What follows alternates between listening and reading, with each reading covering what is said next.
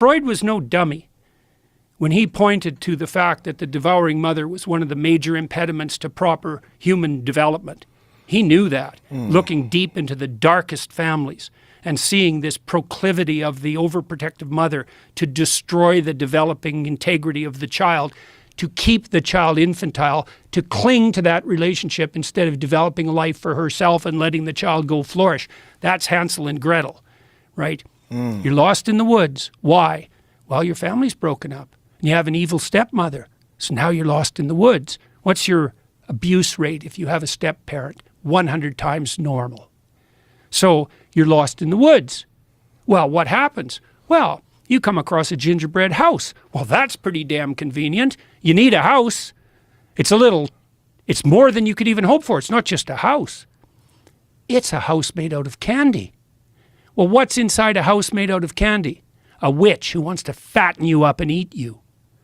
And that's the devouring mother, and that's an old fairy tale. Yeah, no kidding. Yeah, and so, we could dwell on that for a minute too. One of the things we won't honestly discuss in our society, one of many, is the fundamental nature of female political psychopathology. And there's male political psychopathology. Obviously, that's what the feminists complain about all the time when they talk about the oppressive patriarchy, toxic masculinity. There's no shortage of toxic masculinity.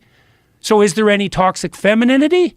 Well, not if the feminine is just the, oppressed virgin goddess whose nature, but how about we don't live in that fantasy world? And we know, yeah, there's female political pathology, the tendency to infantilize everyone. And the tendency to assume that everyone who doesn't go along with the infantilization is properly characterized as a predator. And so, you wonder, why are the universities turning into extended daycares? Well, a lot of the reason for that is that women who don't have anything better to do are turning the university students into the infants they never had. So, yeah. Jesus. So, I don't know when we'll be able to be mature enough to have that conversation. 20 years from now. What is a path to bring this back to some sort of rational, logical way of discussing these problems? So I tweeted out, I don't know if you saw this, that I was going to make an announcement on your show today. And so I set up an international consortium based in London. I can't tell you all the details yet, but we're trying to put together something like an alternative vision of the future, say an alternative to that kind of apocalyptic narrative that's being put forward, at least implicitly, by organizations like the WEF, and that's the virginal planet, rapacious tyrant, all-devouring consumer religion. And it's more like something like, well, we want to ask people 6 key questions. Okay, so how do we get energy and resources at the lowest possible cost, as rapidly as possible, to the largest number of people around the world? That's one question. And so there's a presumption in the question, and here's one of the presumptions. You don't get to save the planet by making energy prices so expensive that no one poor can afford them. That's off the table. So if you want to develop alternative energy sources, no problem. Because, hey, man, the more energy sources we have, the better. But you don't get to impose your utopian vision in the service of your narcissism on the poor. We're going to try to make the poor rich. Can I try to alleviate absolute poverty? Pro-human view. On environmental stewardship front, that's the next question. What are the major problems that are confronting us? How do we take a sophisticated, multidimensional view of that? How do we prioritize our attempts to establish our states and our international relationships properly so that we prioritize human well-being, in harmony with nature to the degree that's possible, but human-focused and not predicated on the idea that there are too many goddamn mouths on the planet to feed and that you're evil if you just think about having children. So then on the governance front, this is where it gets kind of more left-wing, I would say, is none of the people involved in this consortium so far are very thrilled with global corporate fascist government media and corporation collusion. And we're seeing this at the high end. It's like a Tower of Babel, is that the powerful players in the world are increasingly collaborating to impose a top-down vision of the future on everyone.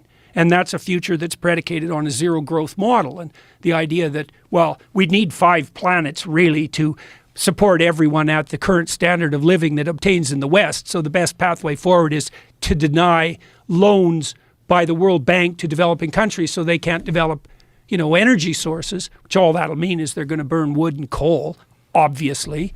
So that's the third question is, how do we arrange systems of governance to stop the march of something like pathological gigantism? This is why I like people like Russell Brand and also you to some degree politically, because you guys are very, what would you say, sensitive to the danger of that kind of corrupt collusion, that regulatory capture that occurs when corporate entities and media entities and governmental entities are all in bed together, like the FDA and the CDC and so forth and so on without end.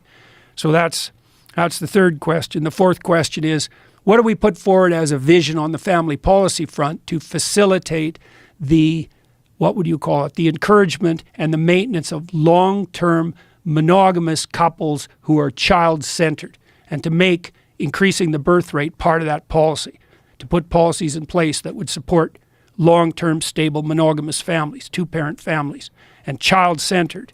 Because in the West, because we're very immature, we think that the purpose of a marriage is the happiness of the people who are involved in the marriage, the husband and the wife. And that's just not the purpose of marriage at all. The purpose is long-term facilitation of their psychological and spiritual development and the establishment of an environment that's beneficial to children. That's a responsible way of thinking about it. And so we need to have a serious conversation about what that means. And, it's tricky because, I think the ideal has to be long-term committed monogamous heterosexual relationships. And I had a big conversation about this with Dave Rubin. Rubin's gay and he's married, and him and his partner now have 2 infants, and we talked through how that was. It was a very hard thing for them to arrange, obviously. Why? Well, they're both male. So that poses a severe problem on the reproductive front, right? And so they managed that, and they have 2 infants, but it's very complex, and it's obviously not a solution to the problem of relationship and reproduction that's duplicatable across large numbers of people. It just takes too many resources. Now, I do think we have to have an ideal at the center of every concept. But the ideal can't be too rigid, because people aren't perfect. In my own family, there's lots of people who are divorced. In lots of people's families, there are people who are gay. There are lots of people in unhappy marriages. Nobody attains the ideal. So the ideal has to be surrounded by a fringe of tolerance, but that doesn't mean you sacrifice the ideal. And the ideal has to be, well, we know there's a literature on fatherlessness. It's a bloody catastrophe.